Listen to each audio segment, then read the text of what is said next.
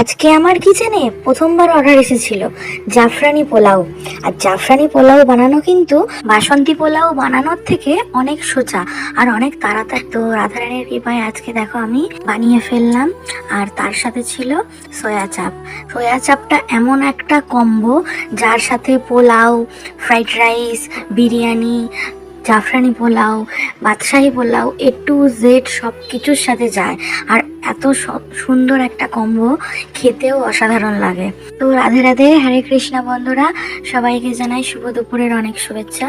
তো দেখো আমার এখানে পোলাও বানানো পুরো কমপ্লিট, ওদিকে সয়া চাপও প্রায় হয়ে গেছে। তোমাদেরকেও একবার দেখিয়ে দিই কত সুন্দর, দেখো পুরো ঝুরঝুরে, একটাও রাইস আর একটা রাইসের সাথে লেগে নেই।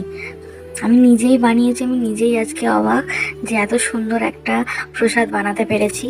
আর এই খাবারটা আরও সুন্দর হবে যখন এটা আমার রাধা মাধব অ্যাকসেপ্ট করবে। তো সুন্দর করে দেখো থালিতে সাজিয়ে আমার রাধা মাধব গোপাল সোনাদের ভোগ নিবেদন করে দিয়েছি। আর সাথে এক্সট্রা ছিল বেদানার রস আমার সোনাদের জন্য, এই গরমে ঠান্ডা ঠান্ডা।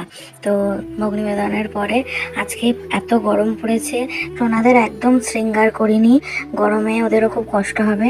তো আজকে দুপুরের ভোগ দর্শন করো, সোনাদের দর্শন করো। ভোগ নিবেদনের পরে আমি প্রসাদগুলো পার্সেল করব।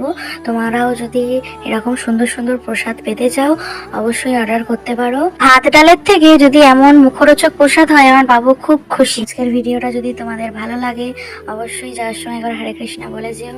সবাই ভালো থেকো, সুস্থ থেকো, রাধে রাধে, হরে কৃষ্ণা।